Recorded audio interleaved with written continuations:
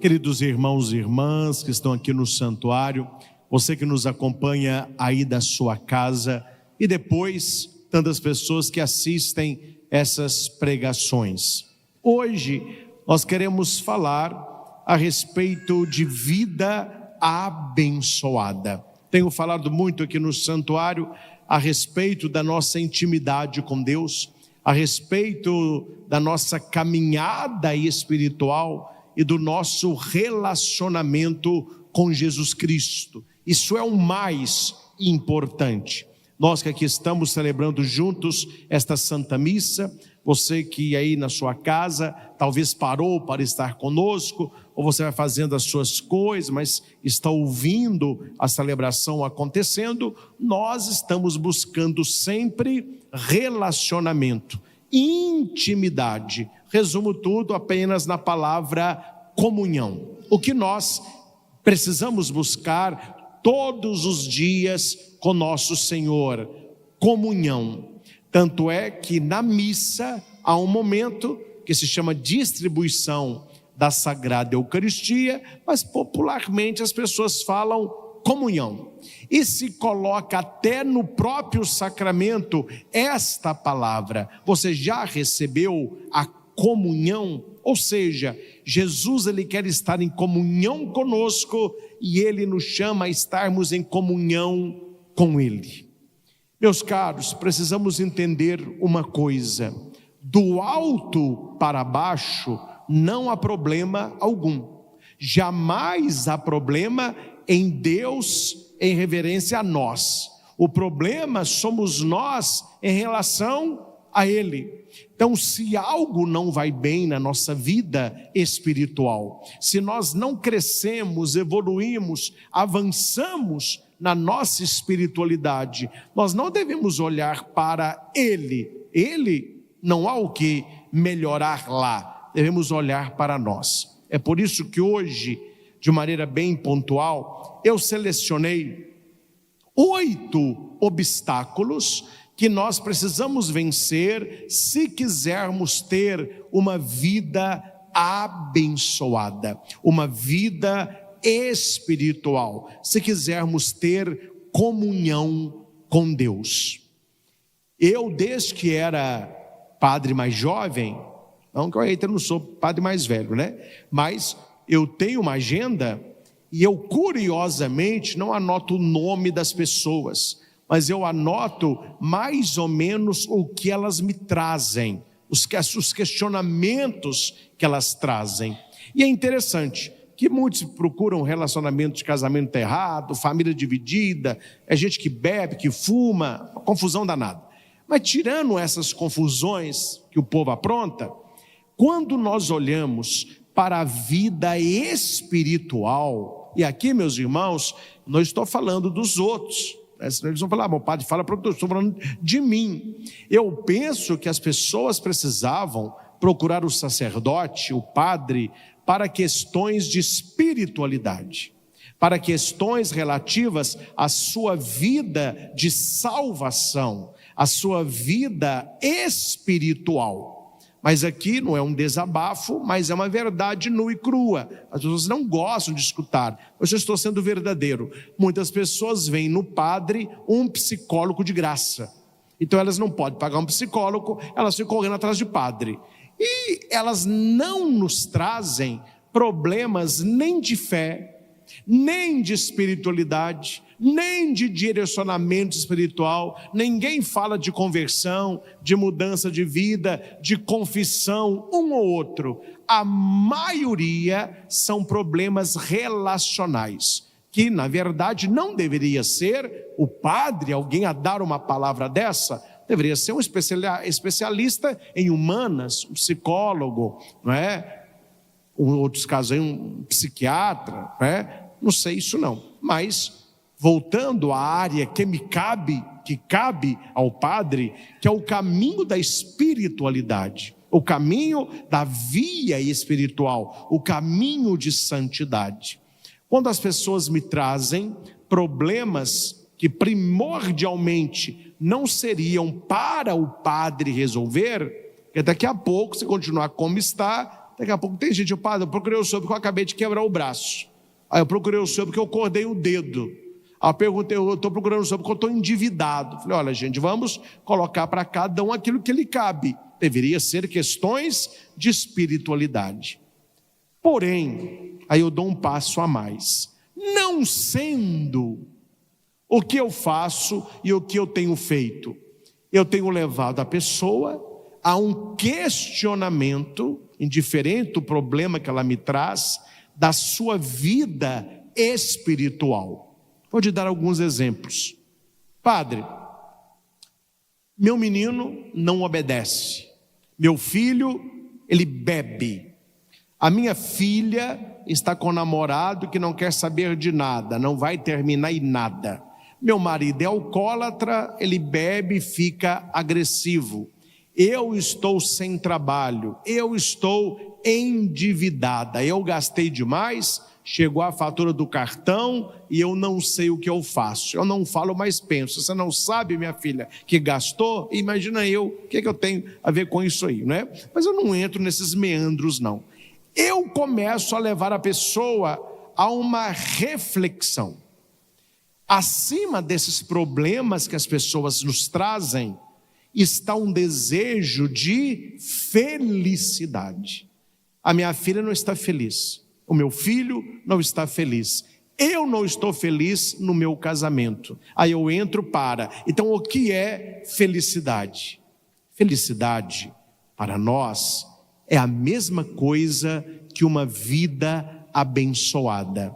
Felicidade rima com caridade, que rima com santidade. As três coisas são como se fossem trigêmeas. Você quer ser feliz? Busque uma vida santa e busque uma vida que tem amor. Você quer amar de verdade? Busque uma vida de felicidade na santidade. Você quer ser santo? Procure amar e ser feliz de verdade. É um tripé. O problema, meus caros, aí eu entro na minha reflexão, é que quando eu começo a tocar com as pessoas que não estão felizes, mas que nos procuram, estes 8 pontos, a maioria delas que não são felizes estão vivendo isso. Minha pergunta é: como a pessoa quer uma mudança de vida se ela não quer mudar? Como que a pessoa está triste porque Belo Horizonte não chega, se ela pegou a estrada de Oliveira e não há quem a faça voltar? Então é um pouco disso que eu quero refletir com vocês, porque onde existem estes obstáculos na vida, você não terá uma vida abençoada. Você pode ir até padre, você pode participar da igreja, pode ficar rezando, novena, menzena, anuena, pode dar pirueta, rezar 6 terços por dia, não vai funcionar. Não vai funcionar. E eu vejo as pessoas fazendo tudo o que eu disse, mas elas não vencem esses 8 obstáculos. Não há como Deus trabalhar. Não há como Deus trabalhar.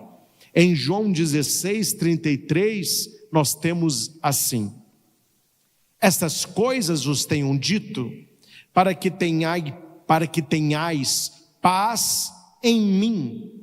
No mundo passarei por aflições, mas tende bom ânimo, ou seja, sejam pessoas animadas. Eu venci o mundo. Quais são os obstáculos que nós precisamos vencer para que Deus comece a nos abençoar? Eu tenho certeza que todos que aqui estão, você que está em casa, se eu perguntasse quem quer ser uma pessoa abençoada, todos respondem: eu quero. Por isso que eu estou aqui, eu quero ser uma pessoa abençoada. Então, antes da bênção, vença os obstáculos, e são 8. Primeiro obstáculo a ser vencido: a falta de fé. Hebreus 11:6. De fato, sem fé é impossível agradar a Deus. A fé, meus irmãos, torna o servo vitorioso. Sem fé, não há como Deus trabalhar na nossa vida. Uma pessoa que não tem fé, que não se entrega, que não confia, falta matéria para Deus trabalhar. Mas aqui há um problema e que eu vou esclarecer para vocês. Muitas pessoas acham que fé é o mesmo que acreditar. Não, padre, mas eu acredito piamente em Deus. Pois é, o diabo também acredita, ele está no mesmo nível aí, ó. O diabo acredita em Deus, ele não tem fé. Qual é a diferença?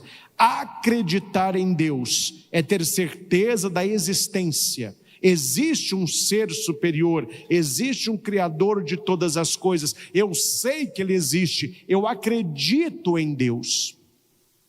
O diabo, que já conviveu no íntimo de Deus, é o primeiro a acreditar nisso tudo. Ele viu Deus, ele era um dos arcanjos no alto dos céus. Então, acreditar nunca mudou a vida de ninguém. Nós precisamos ter fé.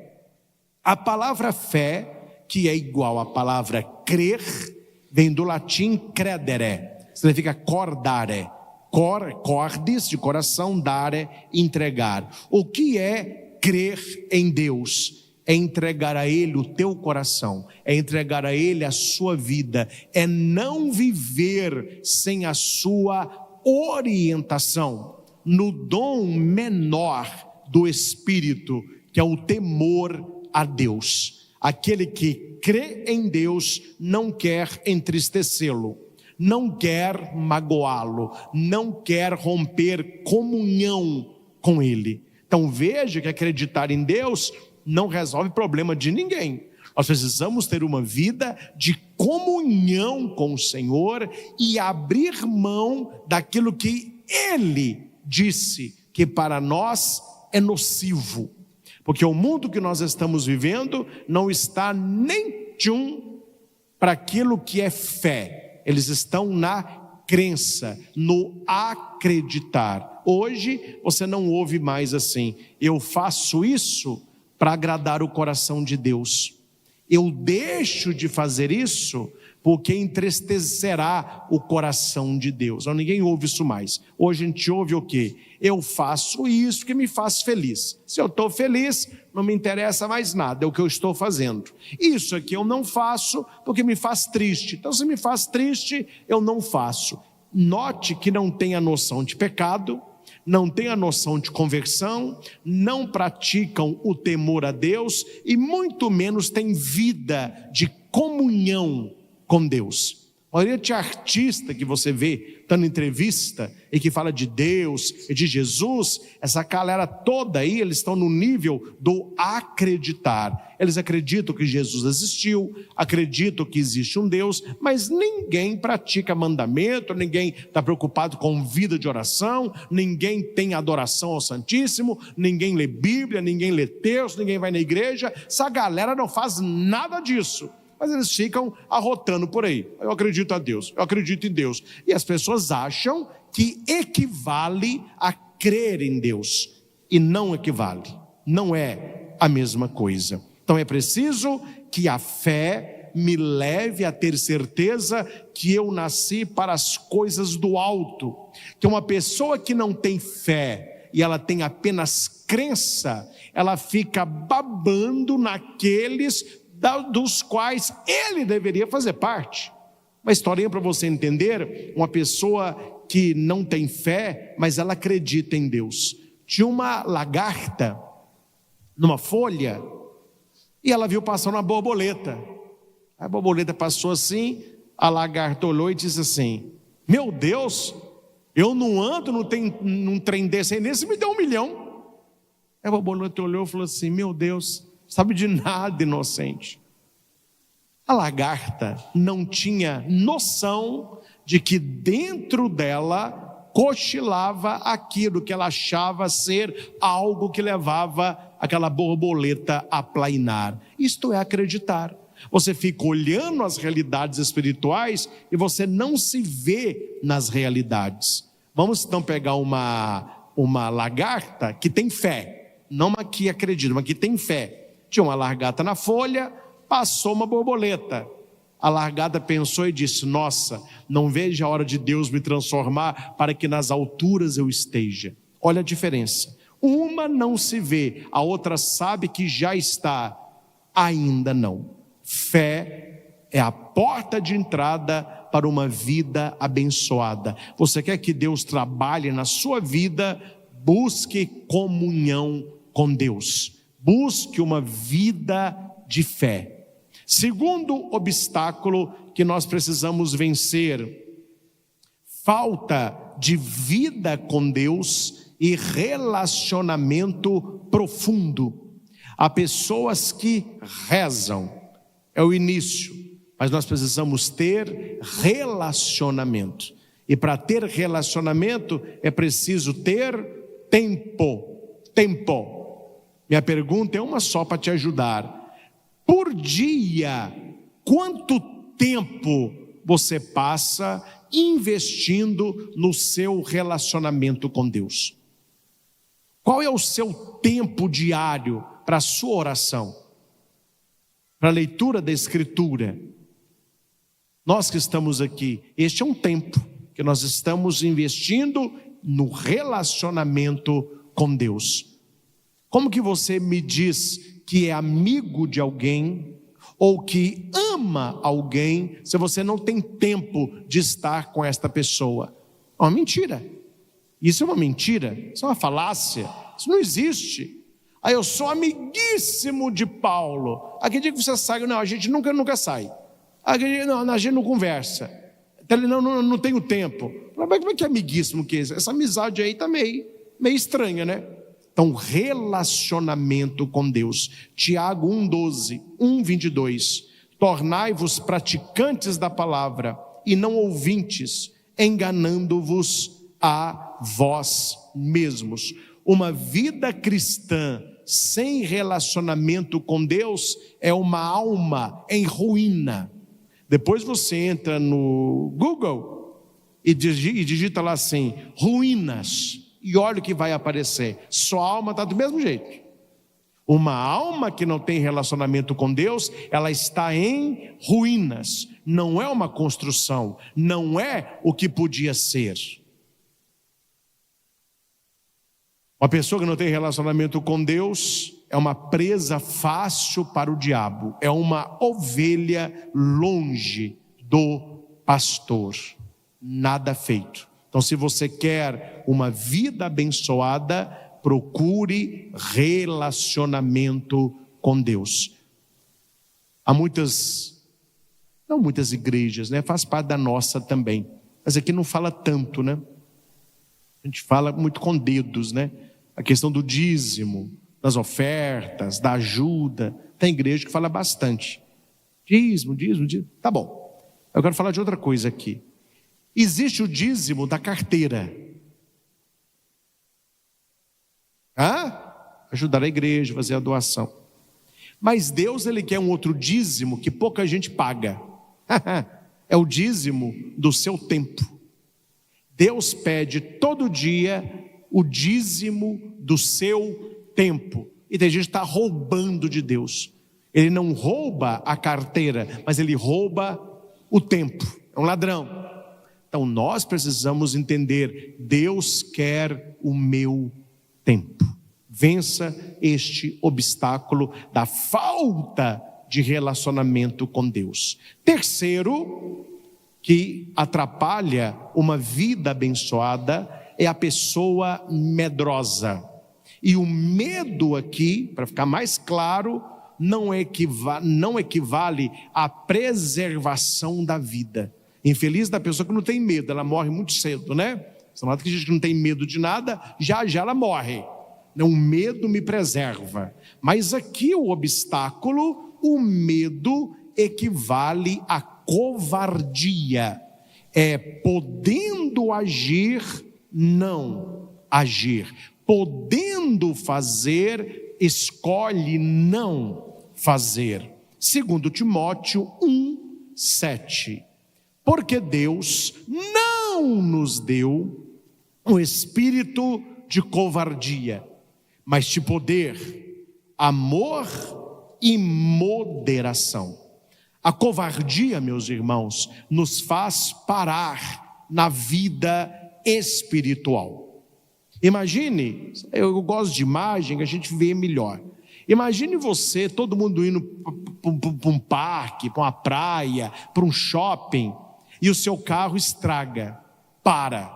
Aí você põe o carro no acostamento, você não sabe nada de mecânica, então você liga para o seguro, fala, ó, estamos indo aí, mas você está longe, 40 minutos nós estamos aí. Você fica parado perto do carro, olhando, e enquanto você está parado olhando, está passando carro, moto, caminhão, aquele povão passando, todo mundo vivendo, e você, ó.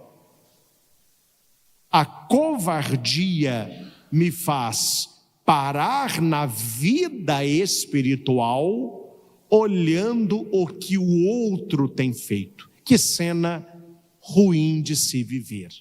Todos vivendo, todos indo, e você apenas vendo a vida acontecer. Quem é que nos paralisa na vida espiritual? A covardia. E a pior coisa que a covardia nos faz é não nos deixar tomar a atitude de conversão. Sempre parado aonde está.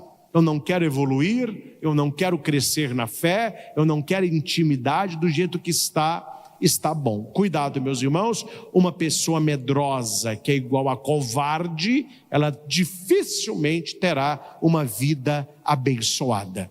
Se você olhar, vamos pegar os profetas do Antigo Testamento, são todos homens limitados como nós, mas não tinham medo, não tinham covardia, eram ousados, e Deus usava. Então, vença o seu medo, vença a sua covardia. Talvez você esteja perguntando aí, padre, como que eu venço o meu medo? E como que eu venço a minha covardia espiritual, que me faz parar? São os dois tópicos anteriores. É você ter uma vida de fé ativa e ter uma vida de comunhão com Deus. A ovelhinha, coitadinha, não tem defesa nenhuma. Imagina qual a defesa de uma ovelhinha com um lobo feroz. O lobo olha para a ovelha, ela já fez um x-tudo, né? Não vê mais nada. Mas a ovelhinha olha para Jesus, olha para o lobo, e a ovelhinha reza: o Senhor é o meu pastor, nada me faltará. Tudo posso naquele que me fortalece. Ela abriu mão do medo, abriu mão da covardia, que ela tirou o olho dela. Ela tirou os olhos dela e colocou os olhos no bom e belo pastor. Comunhão com Deus, vida de fé e oração. Quarto obstáculo para ter uma vida abençoada. Você que está aqui no santuário, você que está em casa, vai fazendo uma tabelinha mental aí. E se eu tenho, e se eu não tenho? E se eu tenho, e se eu não tenho? E se eu faço, e se eu não faço? Aí dá 8, você tem que ver quais que você não tem, ou quais que você tem. Né? Quarta é a acomodação, que tem a ver com preguiça. Só que esta preguiça não é aquela preguiça de ficar na cama, eu já vou ficar aqui uma meia hora. Não é essa preguiça. Esta preguiça é acomodação ao mundo. Você tomou a forma do mundo, então você tem preguiça de levar uma vida a sério na espiritualidade, porque você gosta muito e tem uma atração grande pelas coisas do mundo. Você é de Deus, gosta de ter uma vida de fé, mas você adora também as coisas que não tem nada a ver com Deus. Só que vai passando o tempo, a sua atração pelo mundo esquenta e a sua vida espiritual esfria. Então aqui entra o desânimo espiritual. Vamos comer uma japonesa? Oba! Vamos passear? Oba! Vamos lá em casa para a gente fazer uma pizza? Oba, demorou. Vamos rezar um terço? Nossa Senhora, que desânimo que me deu. O negócio começa e não termina. Vamos uma missa? Eu estou numa canseira, viu? Mas depois da missa vamos comer uma picanha com batata. Não, depois da missa eu acho que eu posso. Na hora não, mas depois você me dá uma dica. Onde você estiver eu vou. Note, meu irmão, isso aí você vê com clareza. Nas nossas famílias, há muitas pessoas acomodadas na fé. Elas têm um desânimo espiritual. Você chama para qualquer coisa de Deus, ela é uma pessoa desanimada. Ela é animada para tudo. Falou que é coisa de Deus, coisa de igreja, ela tem um desânimo. E tem uns que o negócio está tão feio, espero que não tenha gente aqui assim. Tem gente que ela está tão no conforto do mundo, só escutar o padre falando. Eu já atendi gente que me confessou isso. Falou: padre, quando o senhor falava sobre terço, sobre leitura de Bíblia, só de ouvir o senhor falar, mas me dava um desânimo, mas um cansaço. Eu falei: pelo amor de Deus, ele fala isso tudo porque ele é padre, ninguém dá conta de viver isso não. Olha, uma pessoa que já está acomodada, ela pegou os moldes do mundo, não é? Então, Provérbios 21, 25 diz assim: o preguiçoso morre desejando, porque as suas mãos recusam trabalhar. Quer dizer, desejou, mas fez o quê? Nada. Ah, padre, eu queria ser mais santo. Ah, padre, eu queria rezar mais. Ah, eu queria ler Bíblia todo dia. Eu queria ser amigo de Deus. Só fica no desejo. A vida está passando e a pessoa não toma consciência de que ela pode, mas ela tem que transformar desejo em atitude. Desejar nunca mudou a história de ninguém. Uma atitude muda uma história. Um dia desse eu estava comentando aí com alegria sobre Carlo Acutis, agora será santo, né? Um jovem. Aí no lugar que eu estava eu comentei como que Carlo vivia, etc. Aí tinha um jovem lá, mais ou menos da mesma idade. Ele respondeu assim: vou te falar, viu, padre, esse negócio de ser santo é muito difícil. Quer dizer, a visão do cara, a dificuldade é só as coisas de Deus. As coisas que ele faz que não devia, ele faz com tranquilidade. Aposto que na idade dele, ele deve ter a turminha para virar noite em balada, em parque de exposição, em vaquejada, vira que é uma beleza, vira à noite, chama para fazer 1 hora de adoração, não encontra horário na agenda. Chama para um terço de 20 minutos, não encontra vaga na agenda, não tem disponibilidade, não tem disposição. Aí depois reclama: minha vida não é abençoada. Vão juntando aí as pecinhas do quebra-cabeça. Quinto obstáculo que devemos vencer: falta de compromisso, fidelidade com Deus. Aqui, meus irmãos, é uma decisão de vida. Há pessoas que têm compromisso, outras pessoas são descompromissadas. E isso não estou falando só na espiritualidade, não. Veja na sua vida, veja nos profissionais que você conhece. Eu contrato tal pessoa, porque ela tem compromisso. Tal pessoa eu não quero nem ver, porque não tem compromisso nenhum. Fala que vem e não vem, fala que faz e não faz. Estou mentindo? Quer dizer, se a pessoa não tem compromisso com você, muitos não têm compromisso com Deus. Nós precisamos ter uma vida de compromisso. Lucas 14, 27. E qualquer que não tomar a sua cruz e vier após mim, não pode ser o meu discípulo.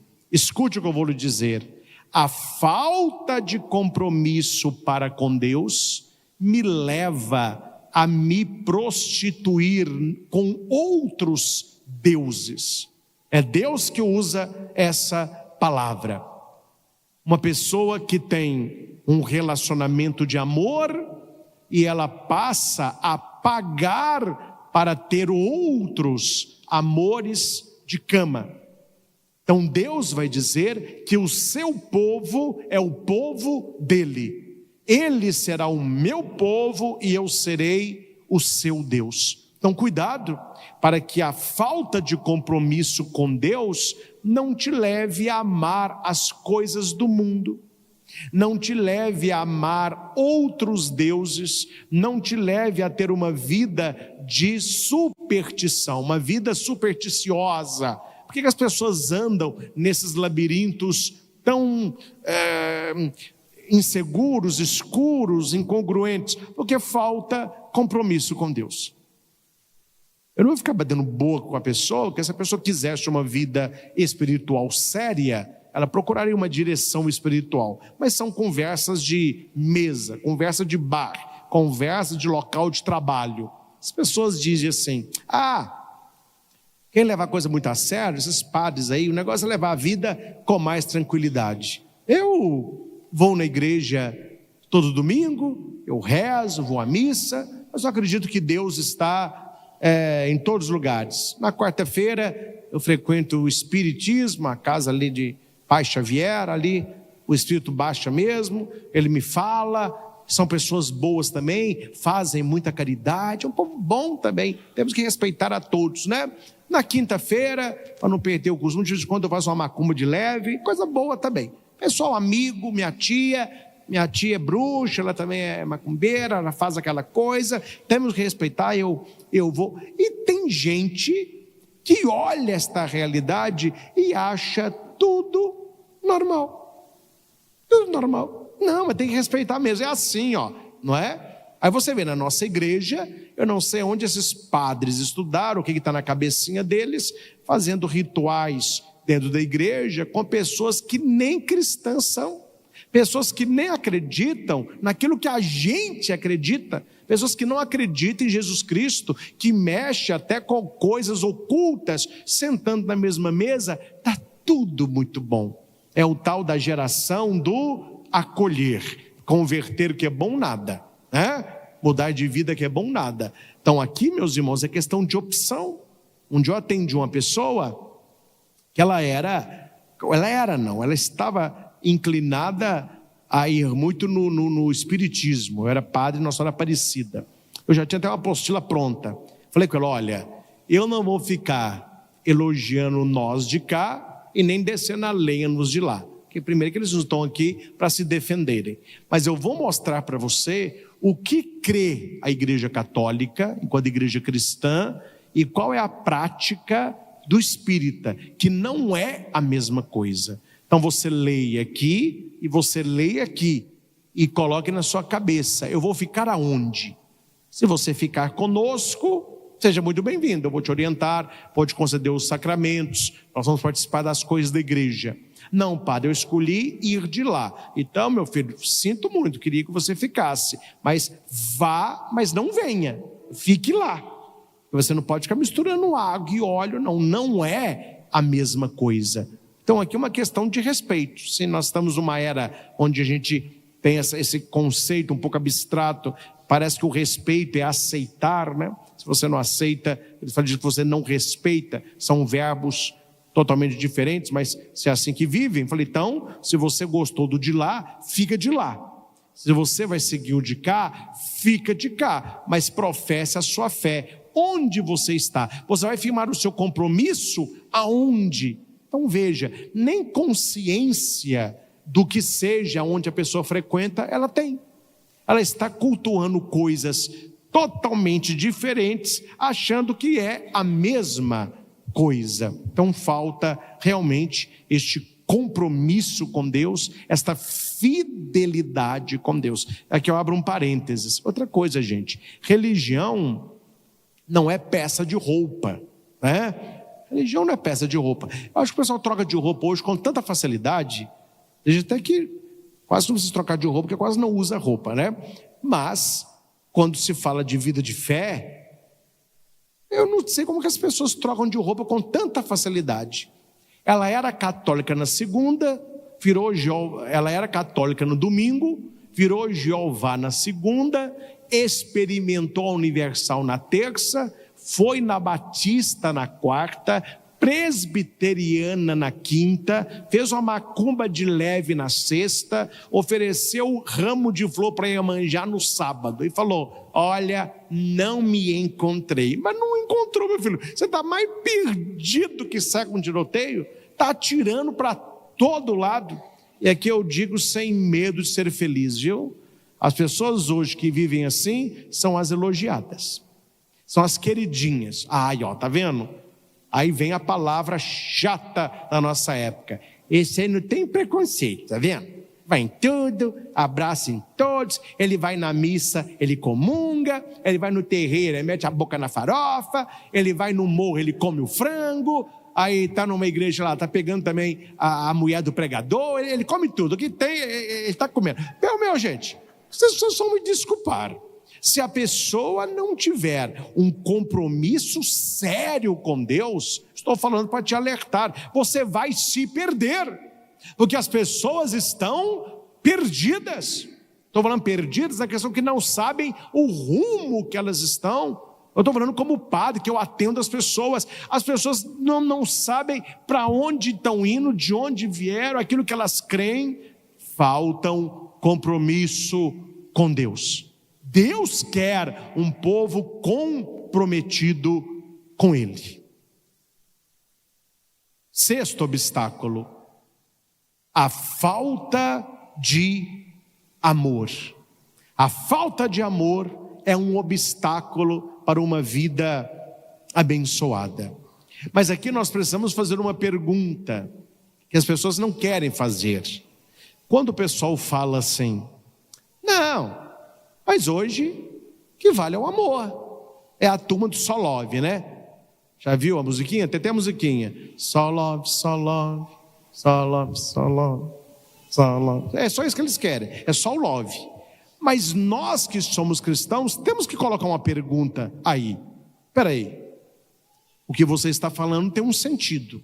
Não é sentido absoluto, mas tem um sentido. Jesus veio e falou de amor. O que vale é o amor. Os padres têm que ficar falando de amor. Tá bom, não vou questionar isso, mas uma coisa eu questiono: qual amor? Qual amor? Porque hoje o amor perdeu a essência, perdeu a própria definição, e isso eu falo sem medo de errar, viu? Essa galera que não quer mudar de vida nem se converter, quando fica falando de Jesus pregou amor, não é o amor que Jesus pregou que eles querem, não é o amor bíblico que eles querem. É o amor do tudo vale e ninguém fala nada. Esse é o amor. Que se você começar a viver o amor de Jesus Cristo, a primeira coisa que você vai arrumar é uma cruz para você carregar.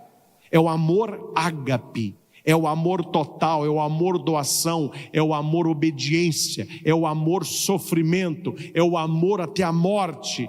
Hoje, quando as pessoas falam amor, principalmente quem não está na igreja, e esse mundo fétido que nós vivemos, amor para eles é prazer. E para na cabecinha de muitos, que o pessoal está todo mundo meio pinel, na cabecinha de muitos desequilibrados por aí, este amor equivale a prazer carnal. Então eu tenho os meus amores, eu tenho os meus prazeres carnais, e ninguém pode falar nada, porque tem que pregar o amor. Mas quando a Bíblia fala de amor e que Deus é amor, é aquela frase que Jesus disse: ninguém tem maior amor do que aquele que dá a vida pelos seus amigos. Olhe para a cruz e você verá qual é o amor que Deus nos chama. Um amor sacrificial. Eu vejo este amor, me desculpe aqui a comparação, viu? Mas eu vejo este amor, não é nesse pessoal que fica fazendo desfile na rua. Eu não vejo este amor em boteco. Não vejo este amor em noitadas. Não vejo este amor em troca de casais e parceiros. Não vejo este amor aí. Onde que eu vejo este amor? Eu vejo este amor de maneira muito sólida e até que me questiona para religiosas que vivem nos mosteiros.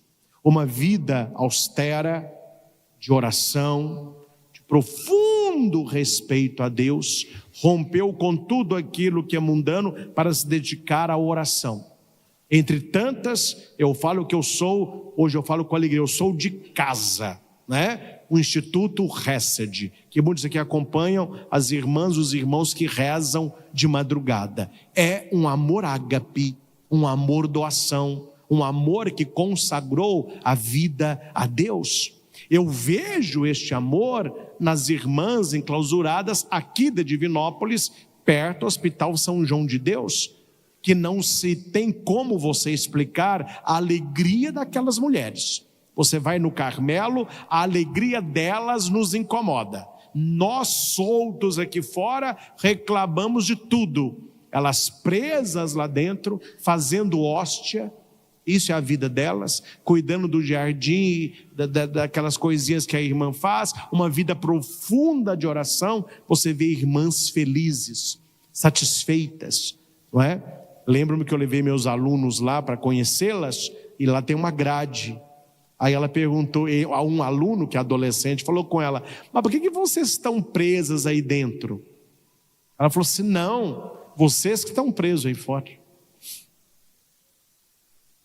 E resposta: somos nós que estamos presos aqui dentro, vocês estão presos aí fora. Jesus disse, né? Aquele que peca é prisioneiro do pecado, é escravo do pecado. Eu vejo este amor ágape, agora voltando para o mundão aqui, casais, homens e mulheres que escolheram levar uma vida a sério com Deus, vivendo os sacramentos, com a sua confissão em dia, procurando conhecer a vida de santos, tendo a devoção a Nossa Senhora do terço diário, celebrando devotamente a Santa Missa, procurando uma conversão custosa e penosa. O amor ágape aí está. Agora, você pegar o amor de Deus e julgar para o mundo, meu filho, é aquilo que Jesus disse: não jogue pérola aos porcos, porque estes avançarão sobre vocês e vão estraçalhá-los. Por quê? Porque não tem valor. Pergunta para um porco quanto que vale uma pérola. Ele gosta de lavagem. Pérola para ele não vale absolutamente nada. Então nós precisamos buscar este amor ágape. 1 João 4, 7, 8. Aquele que não ama não conhece a Deus, porque Deus é amor. Este amor que eu disse. Este amor que eu disse. Sétimo, penúltimo, o egoísmo. E uma pessoa egoísta, ela enxerga apenas o próprio umbigo. É o chamado ensimesmado. Ele não se preocupa com ninguém. O negócio é ele. E cuidado, uma pessoa egoísta, ela não se preocupa com você. Alguns exemplos rapidinhos aqui. Um mecânico egoísta, ele é capaz de não trocar a peça, mas ele vai te cobrar. Uma balconista egoísta é capaz de não colocar a mercadoria na sacola, mas ela vai te cobrar. Por isso que nos cursos, quando eu faço palestras para noivo, os casais de noivos, eu falo: olha, antes de casar você tem que ver muita coisa, mas uma coisa que você não pode se casar: espere, olhe se o seu namorado e se a sua namorada não são pessoas egoístas. Porque você se casar com uma pessoa egoísta, você está, meu filho, no bico do urubu. A pessoa se casa, mas ela vive para ela não vive para você. Você que se dane. Porque no namoro já tem sinais, no noivado já é mais, mas no casamento é dose. Você namorar com alguém egoísta, ainda vai. A pessoa te encheu, você vai para sua casa, ele vai para dela. Mas se você se casar com uma pessoa dessa, e eu recebo, gente reclamando de casamento, claro, na linguagem do povo, mas o que está escrito, o que está descrito ali na linguagem? Padre, eu me casei com uma pessoa egoísta, ela não pensa em mim, pensa só nela, se para ele está bom, eu que me dane. Vou citar nomes, né? Mas uma coisa muito difícil, e claro, a pessoa rebola para fazer a coisa dar certo.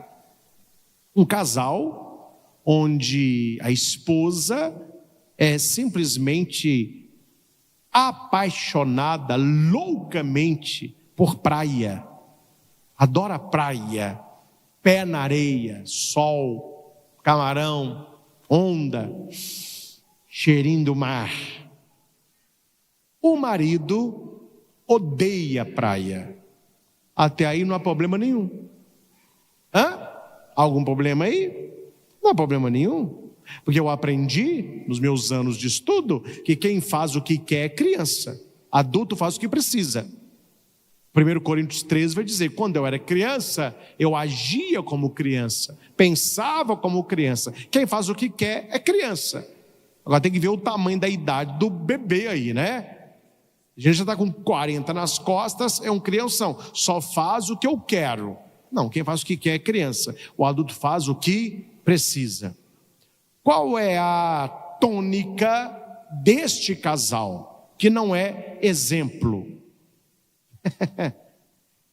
A esposa pega algumas colegas, ou talvez um grupo de viagem, para ficar na praia de segunda a sábado, para ir com alguém, porque o marido diz para ela, há 21 anos que eles estão casados, o marido diz para ela, pode ir, eu odeio praia, e não tira férias com ela na praia. Então me perguntem, o cara gosta de quê, padre? Roça. Não tem problema?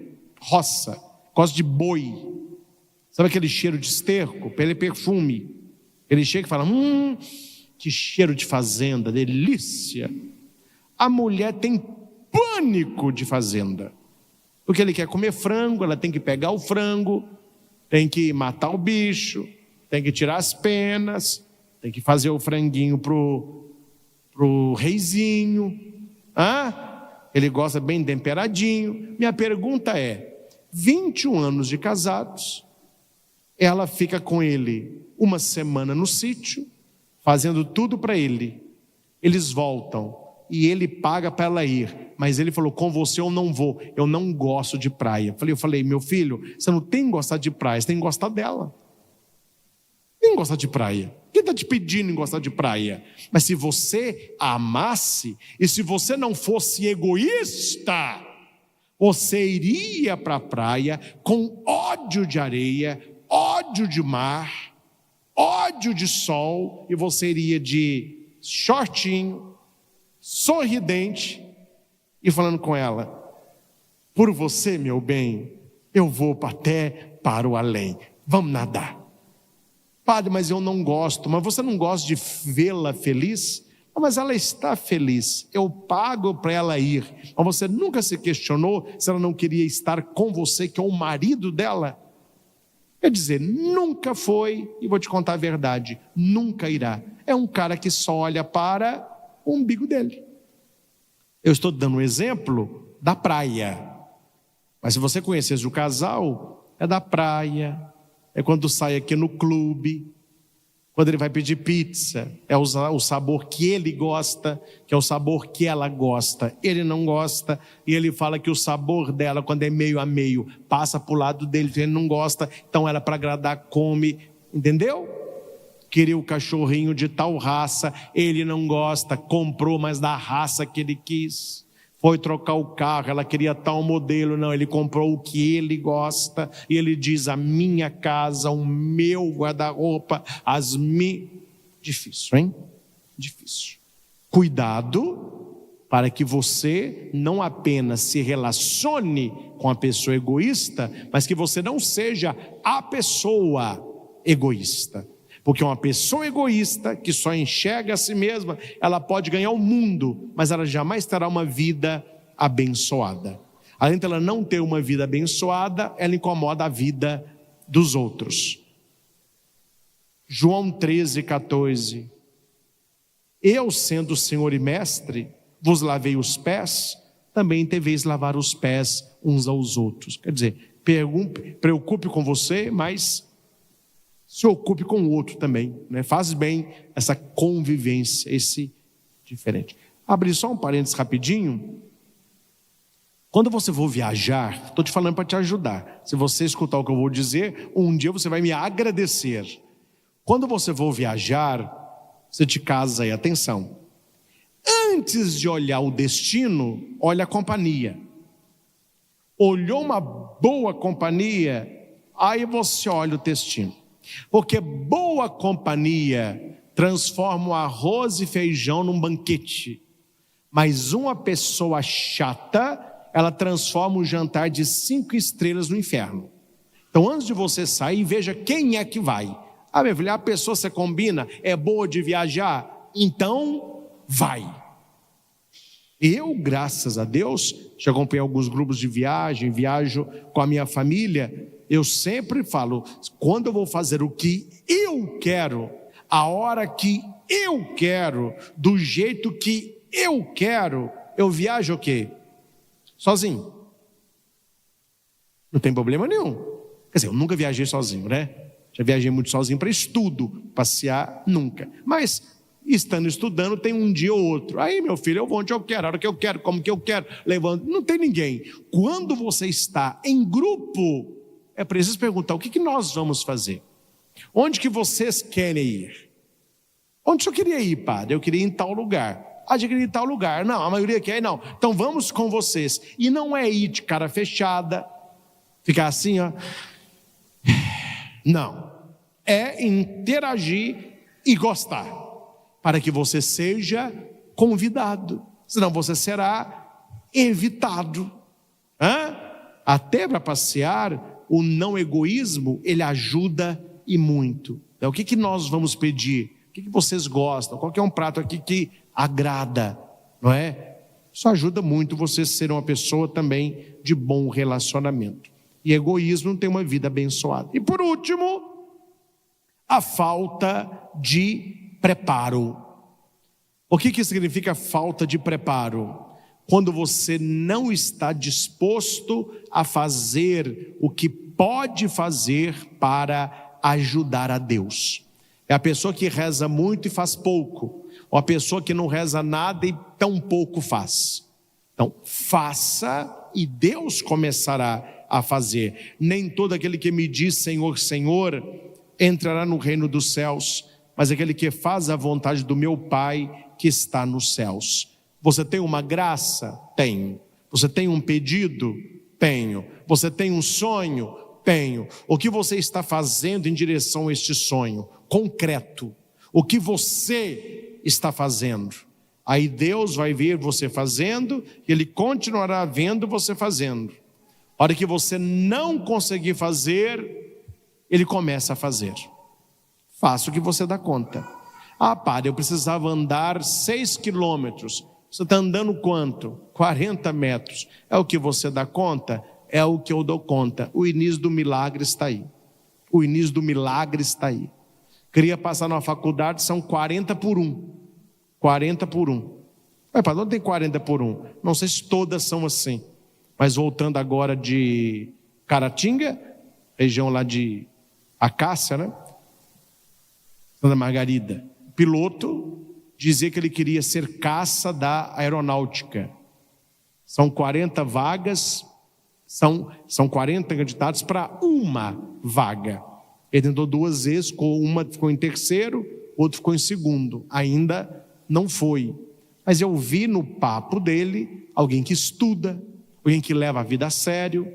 Durante a hora que nós chegamos lá no aeroporto, antes de desembarcar, ele estava lendo livro, eu já bati o olho na cava do livro de aeronáutica, alguém que está investindo. E eu disse, olha, se você continuar nessa meta, é você fazendo a sua parte, Deus vai te abençoar. Aí é querer demais, né, gente? Me ajuda aí, né? A pessoa não estuda, não prepara, leva a vida na farra, final de semana é só, eu vou para a galera. Ele quer fazer uma prova dessa e vencer 39. Ele fala, tá vendo, Padre, Deus me abençoa. Tem 5 anos que eu estou fazendo prova, eu só fico no 39º lugar. São quantos? 40, um passou, é o último, né? Falei, sempre o último, né, meu filho? Sua vida é difícil mesmo, né? A pessoa gosta disso, né? Nossa, sua vida é difícil mesmo.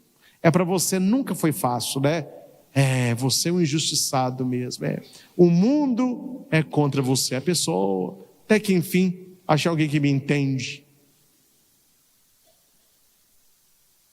O que podemos fazer para ajudar a Deus?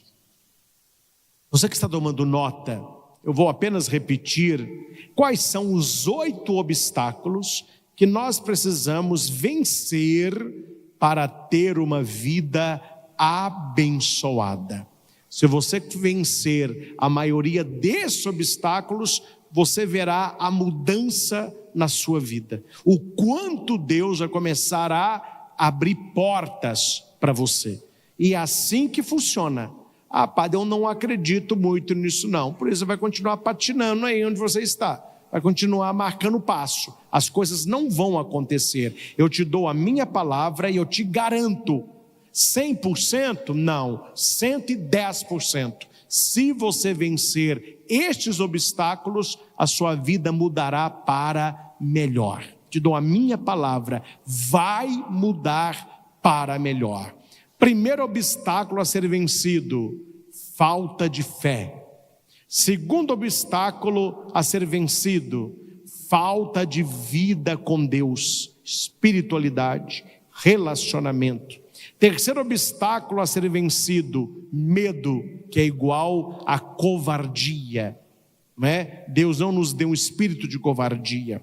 Quarto obstáculo a ser vencido, acomodação, é a preguiça espiritual, o desânimo espiritual.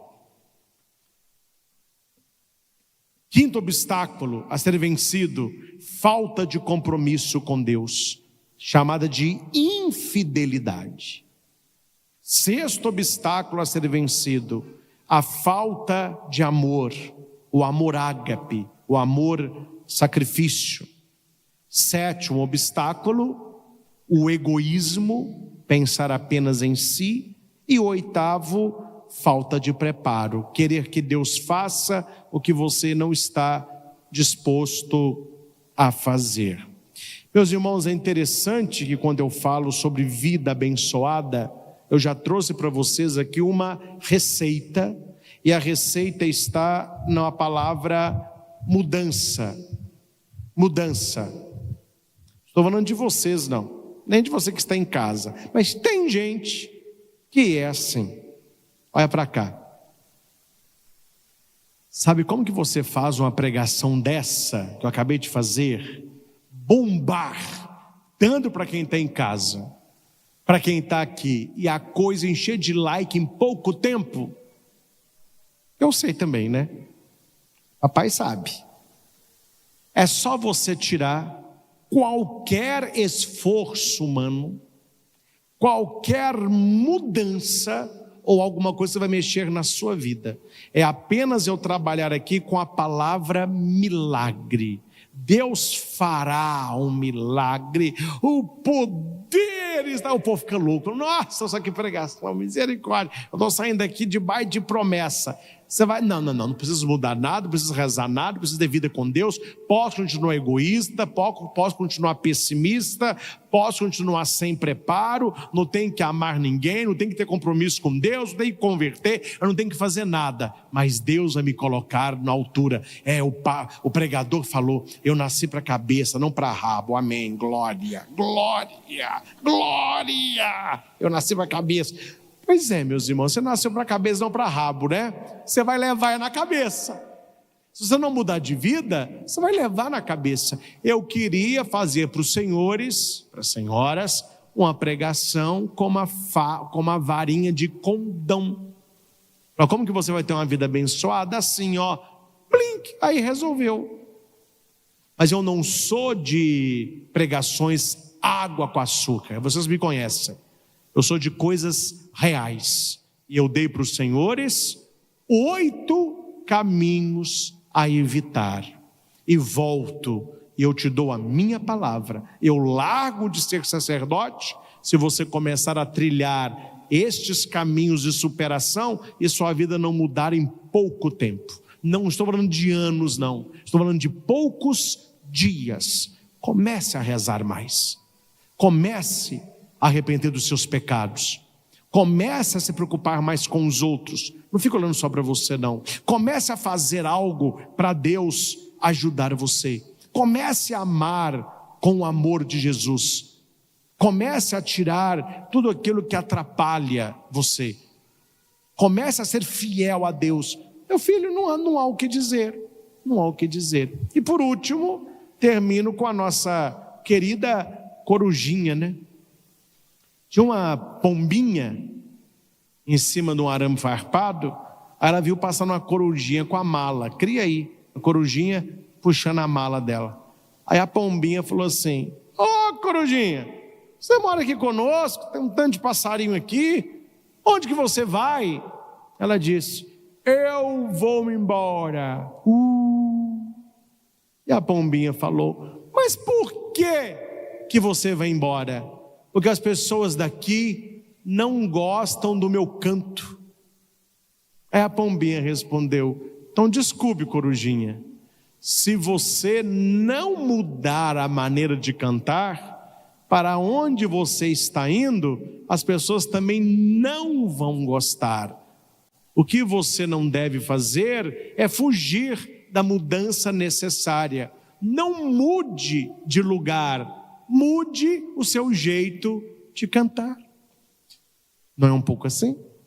E a gente vai vida fora, né, gente? Puxando mala, e não cabo aqui, e não sou amado ali, e não me compreendem lá, e ninguém gosta de mim cá, e se eu vou lá eu incomodo, se eu vou aqui também não presto. Ou seja, você está tentando colocar a mudança fora, sendo que a mudança está dentro de você. Só você pode mudar a sua vida através da superação desses 8 obstáculos. E à medida que você vai vencendo os obstáculos, Deus começa a abençoar você. Eu quero uma vida abençoada e tenho certeza que você também a quer. Você vai continuar conosco, porque nós teremos adoração ao Santíssimo. A missa da família termina com a bênção do Santíssimo Sacramento. E tudo isso que nós pregamos hoje, nós vamos colocar aos pés de Jesus, pedindo que Ele me ajude. Que Ele me ajude a ter mais fé, a ter mais oração, que Ele me tire da minha acomodação, que Ele arranque do meu coração toda covardia. Então nós vamos transformar a nossa pregação também em oração. No YouTube, você não tem que correr o vídeo, porque ele é editado logo após a pregação. Já entra aí para você a adoração ao Santíssimo. Então participe. Não é uma adoração longa, mas onde nós vamos depositar no colo de Deus as mudanças tão necessárias para que tenhamos uma vida abençoada. Ao Senhor Jesus, toda honra, toda glória e todo louvor. Louvado seja nosso Senhor Jesus Cristo, para sempre seja louvado.